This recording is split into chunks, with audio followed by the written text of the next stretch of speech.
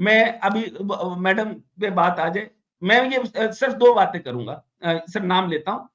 Break down of the global democratic institution کو دیکھیں, کیا یونائٹڈ نیشن نے اپنا جو اتھارٹیرین رجیم جو ہے وہ اس کو ایوالو ہونے سے کوئی بچایا؟ مطلب کہیں پہ بھی انہوں نے اپنا حق استعمال کیا امریکہ کے خلاف؟ کیا منمار کو جب کٹ رہے تھے یا کشمیریوں کا معاملہ جب اٹھا تھا, جب جہاں پہ بھی فسادات ہوئے انہوں نے درست فرما رہے ہیں کہ یہ پوائنٹس ریز ہونے میں چاہیے. باتیں تو ساری درست فرما رہا ہوں, بات تو میں نے یہ ادھر جو جس کے اوپر ابھی آپ نے مجھے روکا یہ ہے کہ دیکھیے جب آپ کسی ڈاکٹر صاحب صرف ٹوٹل ہمارا پوائنٹ یہ ہے کہ آپ کسی کا نام لیتے ہیں اور وہ عدالت میں جاتا ہے تو میرے پاس تو عدالت میں جائیں تو وہ میں لوں گا تو میرے پہ پلی آئے گی نا. نہیں یہاں پہ سر براڈ کاسٹ تو میں کر رہا ہوں نا. آپ کے اوپر آئے گا نہیں نا سر, آپ کو ڈی جی پی آر یا D G I S P R پوچھے گا, وہ دونوں آپ کے دوست ہیں. نہیں وہ یہ چیز نہیں کر سکتے کہ مطلب I cannot break the law because of that. اچھا پھر اگلی U N peacekeeping force کے اوپر بات کرنا چاہوں گا, International Court of Justice I C G کے اوپر. میڈم میرا سوال یہ ہے کہ ویئر از دا, یہ جو ڈیموکریسی کے تحت بنے ہوئے یونائٹڈ نیشن کا رول کیا ہے, یو این کا رول کیا ہے؟ منور صاحب آپ سے بھی یہی ہے, انٹرنیشنل کورٹ آف جسٹس کا رول کیا ہے؟ For right disregarded for the international law, اس پر کیا ہے؟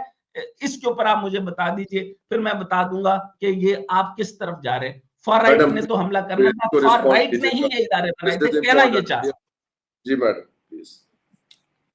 دیکھیے میں جو تھیسس پیش کر رہی تھی وہ یہ تھا کہ یہ جو ایوولوشن آف ہیومن سویلائزیشن ہوئی ہے اس میں بہت سی ایبریشنز ہیں. آئی کم ڈاؤن ٹو رینیسانس, اور پھر آگے ڈاکٹر منور نے ڈیٹیلز دی.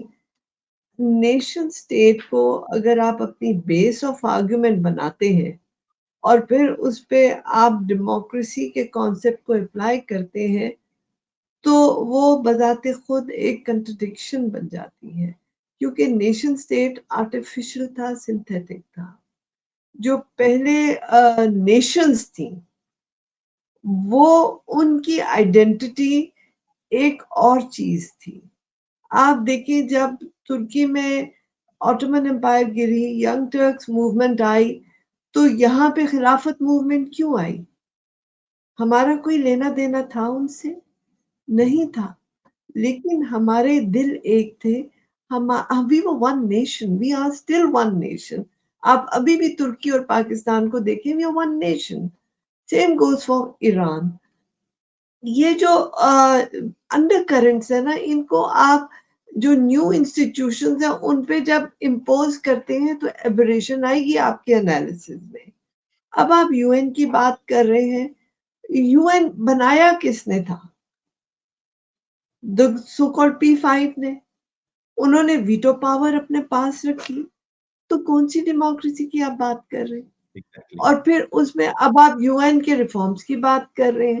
آپ دیکھیے coming back to the same thing کہ those who were how would you say, those who controlled the international system, those powers, they manipulated it to their benefit and they would never let go. So یہ democracy کی آپ کو ایک illusion ہے, اور اس illusion میں پھر آپ کو فرسٹریشن آتی ہے کیونکہ اس کا ریالٹی سے تعلق نہیں. تو اگر ہمیں ریالٹی سے اپنا تعلق رکھنا ہے تو پھر ہمیں ان کانسیپٹس کو ریئلسٹکلی دیکھنا ہے کہ یہ ایوالو کیسے ہوئے, اپلائی کیسے ہوئے. انٹرنیشنل سسٹم جو بنایا گیا post fall of the empires, اس میں who were the people who controlled the system.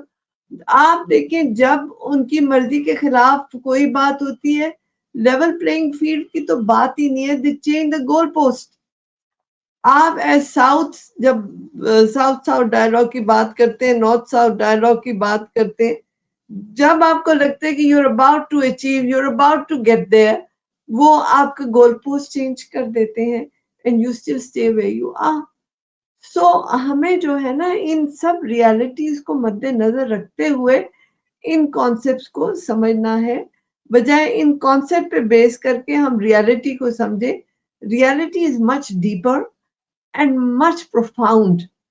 سو یہ جو آپ ڈیموکریسی کہہ رہے ہیں انٹرنیشنل سسٹم میں اس کی اپلیکیشن اور ہے, نیشنل سسٹمز میں اس کی اپلیکیشن اور ہے, اور اس کے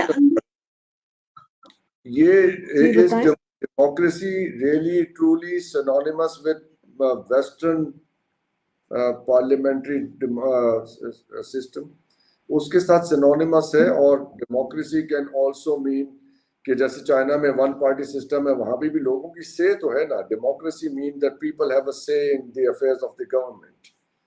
تو اس کے لیے necessarily برٹش یا امریکن ماڈل ہونا ضروری ہے نہیں. آپ نے جو فرمایا وہ بالکل درست ہے کہ ویسٹرن ڈیموکریسیز ویسٹ کے لیے ہے, آپ کے لیے نہیں ہے. آپ یو این میں ان کے خلاف بول نہیں سکتے ہیں, آپ کو ویٹو رائٹ نہیں ہے.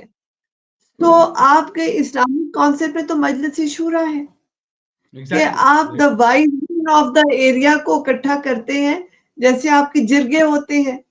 آپ کا وہ بھی تو ڈیموکریسی ڈیموکریٹک سسٹم ہے نا. The voice of the people is there. آپ اپنے ٹرائبس کے لیڈرز کو اکٹھا بٹھا دیتے ہیں, کوئی ایشو ہوتا ہے وہ اکٹھے بیٹھ کے ڈسکس کرتے ہیں. And in the light of the norms, whether you agree with those norms or not, whether you agree with their tribal traditions or not, whether you agree with Pakhtunwali or not, they decided in the light of their way of life and they passed judgment which is acceptable to the people of that place. You cannot superimpose your values on them. آپ نے China کی بات کی. China, in my view, we don't have to apply Western concept to be modern. In my definition, modern is when your mind is open and you're willing to receive and accept differences as much as you accept similarities. So China کی آپ development دیکھیں, ان کی economy کس طرح سے بنی اور اب کس سٹیٹس پہ ہے. کیا یہ وہی چائنا ہے جو 1949 کا تھا؟ بالکل بھی نہیں. So they have evolved their system.